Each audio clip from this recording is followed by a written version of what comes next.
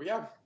Hey guys, Tom from iScrap, and I have Dave joining me today. I'm not going to say his last name because I don't know if I can. So Dave from up in New England Scrapper is joining us. And we're going to talk about scrap. We're going to talk about electronics.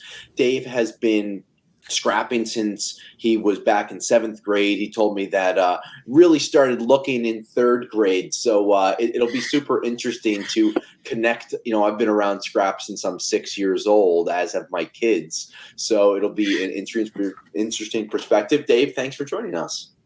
No problem. Thank you for having me. Yes, quite welcome. So, I mean, everyone knows about my scrap history. Everyone knows, how long I've been doing this in iScrap and Rockaway Recycling. So why don't you just tell us, why you got interested in scrap, how you got interested in scrap, how you've been learning stuff, and then we'll talk about a few other things. All right, sure. So I've been, interested in scrap for pretty much my whole life. I've known it existed since I was a really little kid. Where'd you learn about it? Was it a family member or anyone that kind of talked about it? Because this isn't, playing with Matchbox cars or going in the sandbox like normal. No, it's not. No. So are you talking about like that? Who clued you in on scrap? Yeah, who clued you in that it even existed? So when I learned that anyone can just go in and sell it, it was probably my stepdad. He had a bin of chainsaw chains. I'm like, what are you doing with these? He goes, I'm going to take it to so-and-so and sell it. And like, really? Anyone can do that? Because I thought just, wrecking yards could do it or businesses or. Yeah. So I'm like, oh, that's kind of cool. Yeah. So that was my first. That was your intro to scrapping. That was my intro to, regular people being able to just take stuff to the scrapyard. Yep. Awesome. And then over the years, how'd you learn about it more? How'd you get further into it? So when I was in seventh grade, me and a friend of mine were like, we need some extra money. And he had a license at the time. So we're like, all right, well, why don't we? No.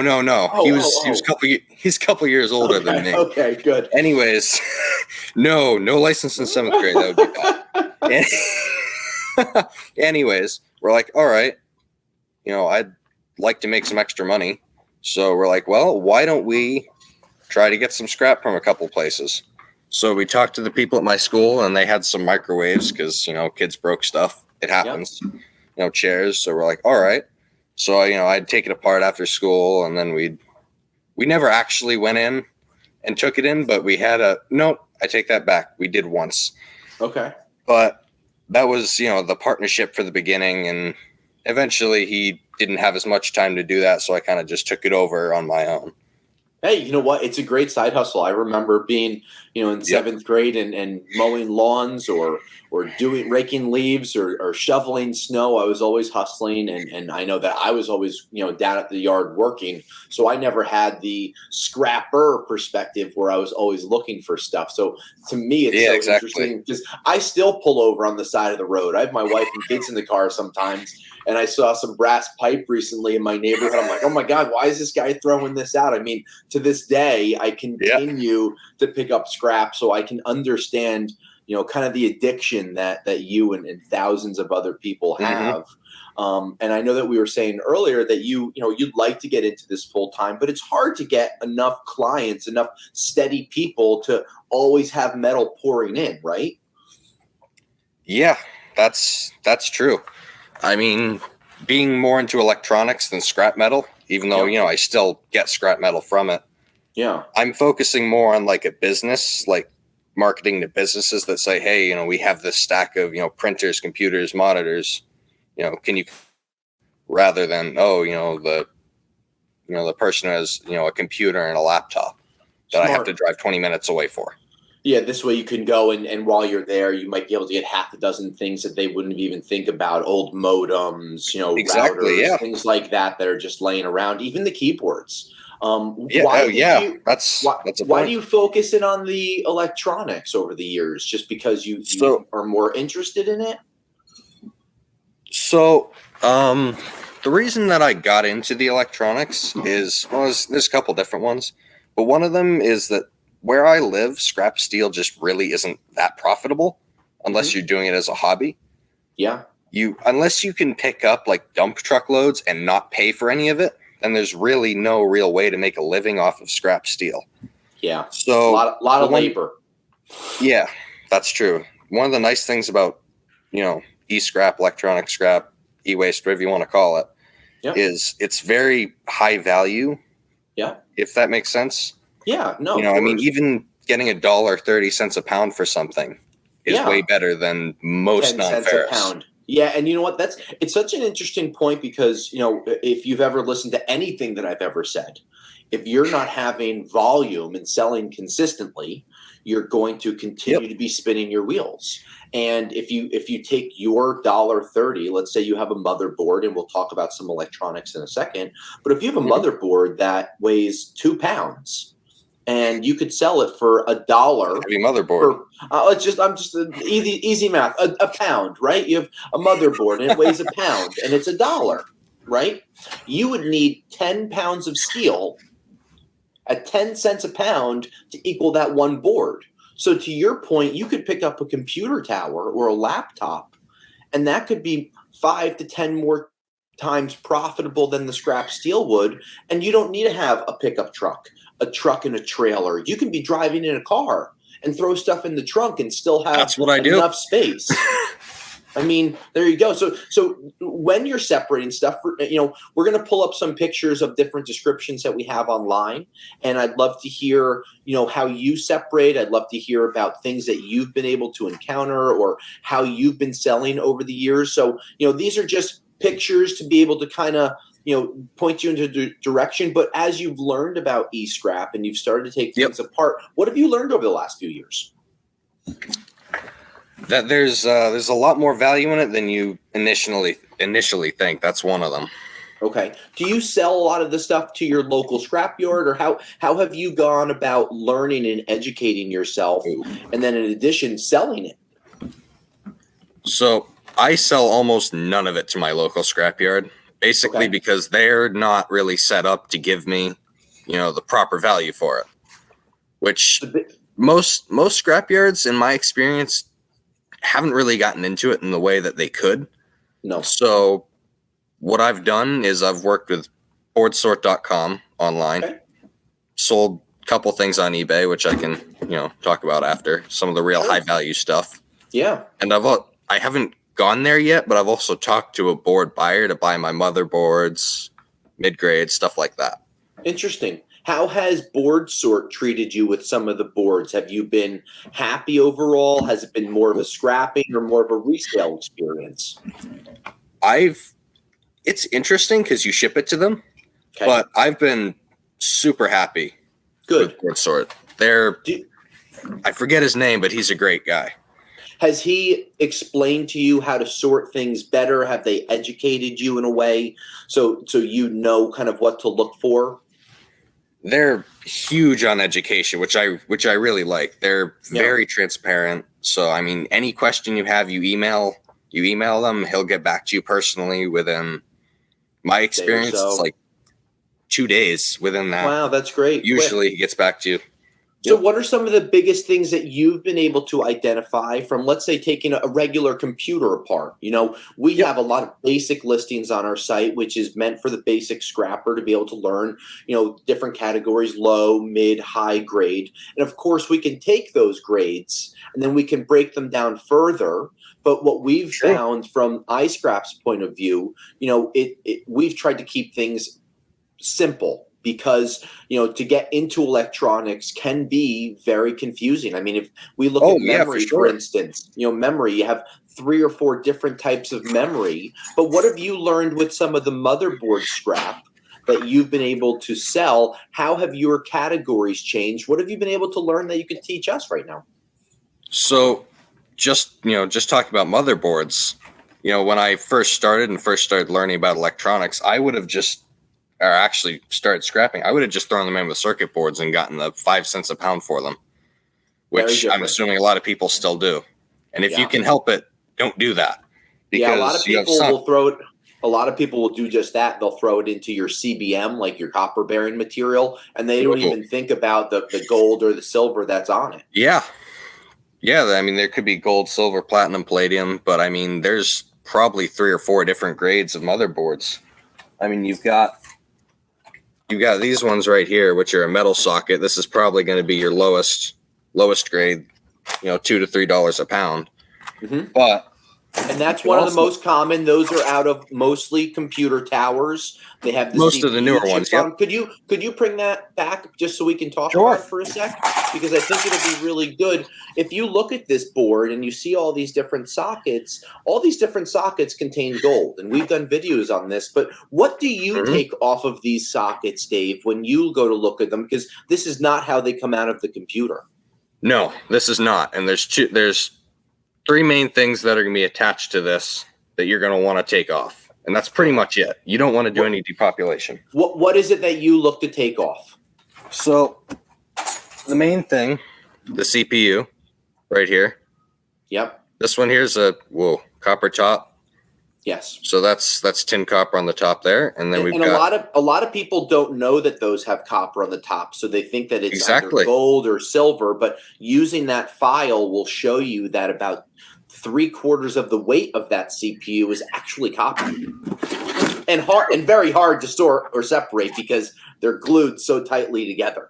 Yeah, they're not fun. So I sell these as is, and then it's hard to see, but there are gold pins on the bottom. Yeah, we can see them actually real clear in the video. Oh, really? Okay, I can't see it very clear on my end. Yeah, that's good. And then, so that's one piece that you take off the boards. Yep, and those always take those off because you have some that are worth $5 a pound. You have some that are worth $175 a pound. Yeah, the old with the ceramics, the gold on both sides. Yeah. Yep, that would be the Intel i46. Yep. But you need to have, and here's the thing that people don't realize though. You need to have a lot of patience when being an e-scrapper. Because with scrap metal, if you have steel or aluminum or copper, you can sell 5-10 pounds because it's easy to get 5-10 pounds. Nothing's easy, but it's easier to accumulate. How many of those chips would you need to make 1 pound? I mean, the copper top one that I showed you and the ceramics, those actually add up pretty quickly, but you do need a decent, handful of them. But if you have at least, yeah. Yeah. But if you have some of the, fiber CPUs, which are worth more than the copper top, they can take a lot to build up. What do you think? 25 chips to make a pound sometimes? It really depends. I mean, if it's Pentium Pros, maybe. Yeah. But it could be more like 50 for the and that's the one thing that people don't want to do. You have 100 pounds of Bear Bright that you strip, you can cash it in easy. But if you're unwilling or don't like the slow burn where it takes time to add that weight up, it could be super frustrating. But your cash in, I'm sure, makes it a lot better. Oh yeah, I mean when you can pull in $300 checks for like a box worth of stuff, I mean where else are you going to find that? But it takes time. Yeah, it does. And, something else that takes time is your scrap RAM, which you always want to remove. Yes. Memory, yep. Now, there's a couple different kinds. There's shielded, which would be an aluminum or steel piece of metal right over this. Yeah. So that's going to be worth a lot less than this. These usually go for around $20 to $22 a pound. So, and then strong price, especially with the gold prices trading around $1,800 an ounce. We found that there's 3 types of memory. You have your gold tipped memory, right? You got your silver tipped memory, and then you have your Rambus. And there you go. And then you have your Rambus, which what you mentioned has the heat shield over it. And some people think that they should take the heat shield off every time. We generally instruct people to leave it alone because sometimes you end up breaking the board. The juice isn't worth the squeeze taking that heat shield off. Yeah, I mean, personally, I take them off, but I have, had that issue where they'll actually glue some of them onto the chips and you'll pull the chips off. So you have to take that off and it's a little more messy. Usually it shouldn't be an issue selling to your buyer if You're they missing trust a couple you. Pieces. Yeah, absolutely. Yeah. So you showed us the one board. Do you have another type of board that you've sorted and separated that you've been able to learn about through Board Sort and other online? No, are you just talking about? Are you talking about any board, or are we still talking about motherboards? Motherboard or anything that you want to talk about. We'd love to see what you've done that has helped you to learn. All right. Well, why don't I talk about large socket motherboards and telecom and server boards? How's that sound? That sounds like a great one. Great. So, if you guys remember, I talked about how that first motherboard was worth maybe $2 to $3 a pound. Well, this one here is a large socket motherboard. And the best way that you can tell that this is a large socket is if you see the CPU socket right there. If you can fit an American quarter inside that, that's how you know it's a large rather than a small socket. That's a great tip. It is, yeah. I don't remember where I learned that one, but it works. So when you sort those, how much more money do you make a pound? $1 more a pound, 50 cents a pound on average? It's more like $6 or $7 more. See, guys, and I was kind of teeing you up for that because it gives you such a perspective where when you start mixing things together and you don't know what you're doing, sometimes it's easy because you're only getting one computer tower a week. And I think that, Dave, you correct me if I'm wrong here, but when you are out there searching, it takes a long time to accumulate enough weight to, sort and separate, because you probably have to save 5 or 6 towers at a time just to make your time so you have all your tools out and you're sorting things. How do you do your sorting and your separating process at your house? Do you do one at a time? Do you save up 10 because it just makes it easier? What do you do? So I don't have a lot of storage space for unprocessed material or storage space at all. So all my storage space is pretty much for, the separated material. Broken down. Me personally, yeah, exactly. Okay. Me personally, I'm a very process-oriented person. So if I can get in that scrapping groove and go through something, the same type of thing, I will. Yeah. So especially, and one of the things that we've talked about is once you get into that scrapping groove and you have all of your tools out and you take one apart, even if you know how to take the next one apart, it just becomes a little easier going from the one to the second to the third because you get into that groove. And I'm sure you can rip through these things now. Yeah, I mean, again, every computer is different. Yep. The general process for taking, a computer. Yep. What about laptops? Tell us about laptops. Tell us what you end up doing with them on the recycling side. Now, laptops, they're kind of an interesting kind of subject because the components are worth money, but the amount of time they take to actually scrap out kind of negates the extra value you would make out of it. So if I can, I'll sell it to my my refurbisher where I'll get, maybe $5 for a laptop over $1 or $2. So, well, you mentioned eBay before, and you just mentioned refurbishing. I did. What has your experiences been reselling on eBay or doing things like that? Because I'm guessing you don't sell scrap on eBay. You're probably selling reusable parts from the computers. So I actually sell both on eBay. Really interesting. But I don't sell that much on eBay, but I do, sell a little bit. If I get something that's still brand new in box, I'll look it up and see if I can resell it. I know a lot of people try to resell CPUs and memory if they, are able to test it, which me personally, I'm not, so I don't bother. And it makes it hard to resell stuff, right? If you don't have it tested and certified, that eBay process is a real pain in the butt. If you're selling it as you can use this in another computer.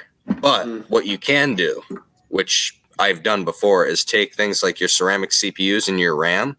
Yep. Take a picture of it on a scale, list it on eBay. It'll sell within a week. Wow. That stuff sells like wildfire. Really? And really, it's probably just going for scrap at that point. Yeah. Or someone's taking a gamble on it, paying scrap price to hopefully test it and find a chip. Because I know that some of those chips, when they can be reused, they can go from $10 to $1,000. Yeah, some of them are very, very valuable.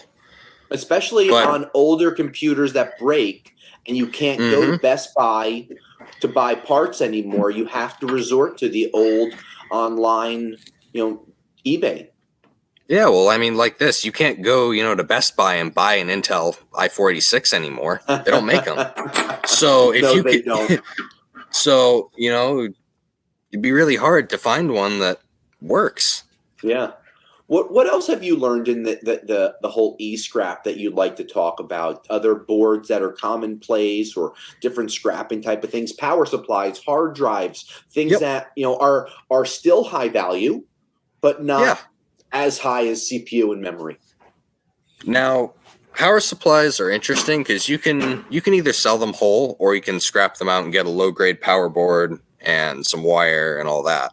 Personally, I don't get enough to really make it worth storing them for that long, and you get the 10, 20 cents, whatever it is. Yeah. So I'd rather get my, insulated number 2 wire and power board out of it. Smart. And like you said, you're struggling with a problem that a lot of scrappers have: space. Yep. I see a stack of lights next to you there, and I see all types of. I think those are lights. Yeah, I'm not sure what they are. They're not mine. Okay. I'm I taking thought up they a were space scrap lights. Sorry. No. All good. I do have a nice in the shop look, though. Listen, it couldn't be more realistic than that. Hey. But I mean, I know that people don't have space, and that's one of the things that people really complain about the most, that they don't have enough space to store it. So you're getting it in and sorting it immediate method really could work out well for a lot of people. Yeah. Yep. What about hard drives? What do you do with those? Now, hard drives are interesting because I run a business. I have the option to destroy a hard drive. So whether people want data destruction or not depends on what I end up doing with it. Now if they go, I'm sorry. If they go for data destruction, what I'll usually do is I'll pull the board off it, because these, especially the old ones, are worth some decent money. Yes. These newer ones, not so much, but the old ones can be worth quite a lot if you can sort them out. But if they don't want data destruction, I usually crate them up and just bring them to a board buyer and sell them whole. And what will they do? Will they end up refurbishing them? I'm really not sure, actually. They might refurbish a couple that they find good, but they might also scrap them. See, at Rockaway Recycling, we're an R2 certified electronics buyer, so we have to track everything downstream. So when we get hard drives in, we scan all of our barcodes, we put them into a data inventory. This way, if they ever pop up somewhere and someone's information is on them, we will take responsibility. And I know that hard drives, they're the most complex piece of the computer. It's not learning about the memory. That's what has all the information on the computer. Exactly. And yeah. So what else do you end up scrapping? We talked about computers. You mentioned keyboards and monitors before. What do you do with those, Dave? So keyboards are pretty simple. Sometimes I'll just throw them into scrap steel, but if I need some extra scrap, what I'll do is I'll open them up and get this out. Now, what's that? This is not just a piece of plastic. This is silver mylar. And what this is underneath this, all this tracing here, if you can see it. Yeah, we can. That's all silver tracing. Wow. So, they take a long time to add up to something, of substance, worth a lot of money. Yeah. But, if you need, something to scrap out, then you got that. You could probably pop that open within a matter of 10 to 15 seconds, I would think. Minutes, You cut out for a sec, Dave. Oh, I'm sorry. No, it's okay. What I was saying is some keyboards, especially the older ones, are a lot harder to get into, and some of those will actually have a circuit board in them, a low-grade circuit board. Will you be able to tell by the thickness of the board? Is that how you know they have? Do you know sometimes by looking at a keyboard? Sometimes the newer ones are really thin, so they probably have the mylar that you just said. And I would guess some of the older ones from the 90s and early 2000s are thicker keyboards, and you can kind of tell what has. Yeah. If they're thicker and they're that kind of like vintagey electronic white plastic that you saw on CRT monitors and old computers, you can just tell it's old. What do A you lot do of with them the are also monitors? pretty gross. Oh yeah, I'm sure the dust that's inside. Yeah, are you talking about CRT or are you talking about flat screen? Both. What do you do with, because if you're out there scrapping and you're taking stuff from businesses, you have to take the Yep. good with the bad. And CRTs are the bad, flat screens are the good, but you still need to dispose of them properly. That's part of my business plan. You know, I run a hang on. It's like it's a no pay, no charge sort of deal. Got it. Where I generally, you know, in some cases, you know, I have to, but I usually don't charge businesses to pick up their electronics, but I also won't pay if they, you know, give me a whole box of circuit boards. Where some people might, you know, might pay you for the circuit boards, but you won't touch the monitor. Yeah, I know that with the different monitors that we've had before, the CRTs, the old tube televisions, they generally have the yolks inside, but they also have these big tubes that could contain lead dust. So if you're just trying to bust these things open, the pollutants that could cause would be really bad. It looks like, tell me about the monitors. Go ahead. You talk about okay, so the CRTs. The last thing I caught you saying was the lead dust, which what I was going to say is if you're a scrapper, I wouldn't touch CRT monitors.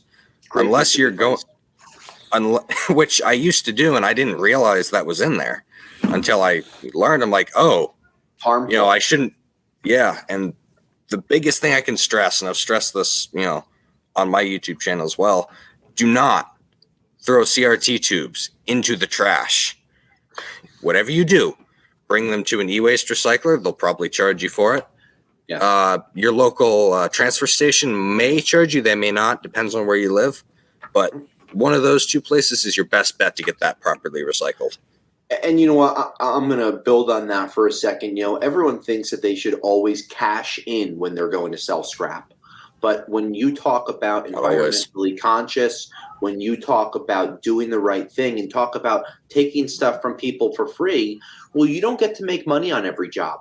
And some jobs, you just take things in that could cost you a few bucks to get rid of those monitors. But like you said, you don't want that monitor getting busted open in the garbage and things going into the atmosphere. There are dedicated places in the country and in the world that recycle these and have processes and containment so you don't have any of these problems. But that's talking about CRTs. What do you do with many of the flat screen monitors, you know, from 13-inch up to 27-inch ones that you get in?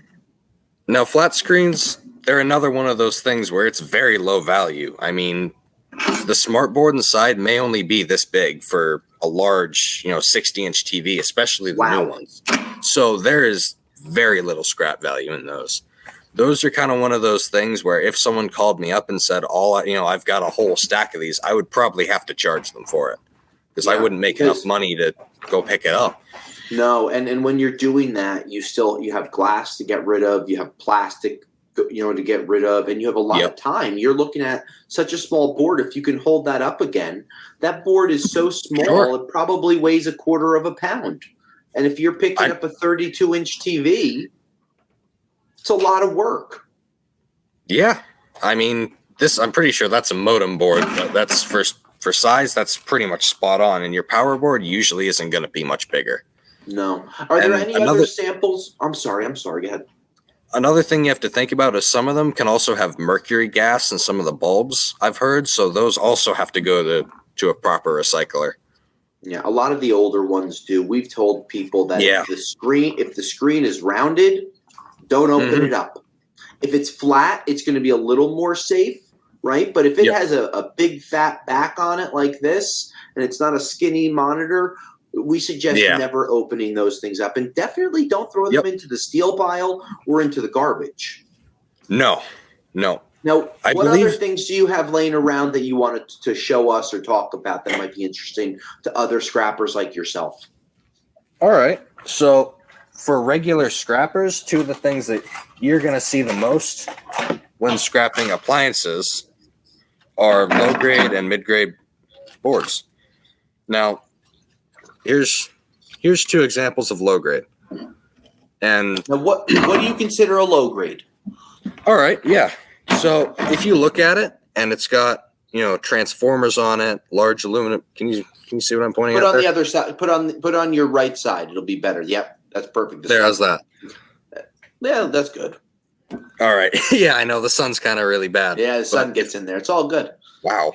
So if you have these like large chunky aluminum capacitors and you don't really see any chips on there, like any IC or flat packs, anything like that, it's Anything most likely soldered onto the chips also. Everyone, you look at an unpopulated board, he's talking about really thin chip components opposed to these pieces that are kind of 3D popping out into your face. Big difference. Yeah, if you look here, these go. black things, yeah, those chips right there. That's pretty much the best way to differentiate. But you may get a chip or two on a low grade board. If you look here, we've got an IC chip on this green. Oh, can you see it? Yeah. On this green board. This is still a low grade board, even though it's green on both sides. If you look at all this junk on here, there's not enough, possibly gold bearing chips in there to warrant, them paying, $1.30 for this over 20 cents. Yeah. And one of the, big things with these low grade boards is these are base metal recovery. When they go to explain that to people that may not know what it is, please. Sure. So when they go to refine this, what they'll do is they'll grind it up into a powder, which is one of the processes I've seen, and they'll put it through different chemical processes. And from this stuff, they're not going to pull out a lot of gold. They might pull out a little bit, but they're going to be going more for aluminum and copper and, zinc, things like that. That's what they're going to be mainly pulling out of this. And it's a big process for, not a huge return, especially when you talk about grinding plastic with mixed metals. It makes it very expensive. And that's what people don't think about all the time. It makes it the lower the grade, sometimes the more time and money it takes to be able to recycle it correctly. And that's what adds to lower prices. Yeah, that's true. That is very true. What else do you have there? So, something else I've got. Most regular scrappers aren't going to come across this. This is more if you're looking into, e-waste recovery. This is a telecom grade board. I don't remember what this came out of, but if you look at how many chips are on this, as opposed to what you have down here and, right up there for dead weight, it's mostly chips. Yeah. So this is going to be, a $9, $10, $11 a pound board, depending on, where you're at. I mean, if you look on the back, you also have all these little MLCCs, which can contain all sorts of different precious metals. So, the ratio there is huge of chips to junk. I was just taking notes down. Yeah. What else? Anything that you can? So you would consider that a real high grade board?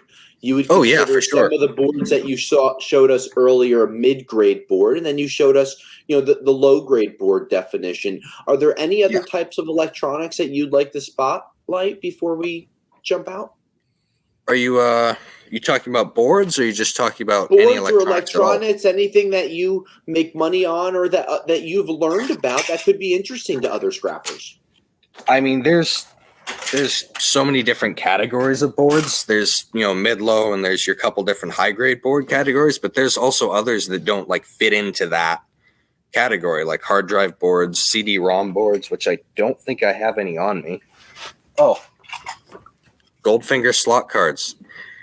That's another one, $4 or $5 a pound. You want to make sure you pull these out and don't mix these in with, a mid-grade or low-grade. Those are generally video cards or graphic cards for the computers. Yeah, like this graphics card right here. Something else you do want to do, though, before you sell them, take off these big heat sinks off the graphics cards. A lot of buyers don't want them on there, and they might dock you if they, see that you have a couple of them in there. Yeah. If you work with steady buyers, once in a while, they'll always let you have a small thing slip. But you definitely want to watch out for these because they're all over the place. I think it's so interesting talking to someone that's out there finding this stuff all day long and sorting and separating it. I'm really interested to see how everyone reacts. You know, I'd love Yeah. to be able to have another series put together in the future where we talk about one type of board, and maybe even showing you taking things apart, just to teach people Sure. things where a lot of people are scrapping for that, you know, those ABCs that I call it: aluminum, brass, Hmm. copper, and steel, ABCs. And those are the four things that they look for. And they look at electronics as a pain in the butt, where you look at electronics as, you know, a bread and butter. And It's a gold mine, literally. it's literally a gold mine. And Yeah. on that, I want to thank you for taking, some time with us today. I'm really excited to have people see this video. I'm more Yeah. excited for the reactions, because I think that we have a lot of opportunities to do more stuff together. And if you guys I are would love looking to to. follow, if you guys are looking to follow Dave, we'll have his YouTube linked on here. If you're looking to be part of our show and you want to talk about scrap, we're always available here at iScrap. Dave, I want to thank you for taking a few minutes. It was really, really awesome today. Thank you. Yeah, no problem. I'm glad to be on. Yeah. Well, we appreciate you coming on, and like always, scrappers, I'll scrap you later. Thanks for checking out our scrap videos. By becoming a Patreon supporter today, you'll be entered into monthly giveaways for tools and other products to help you make more money with your scrap.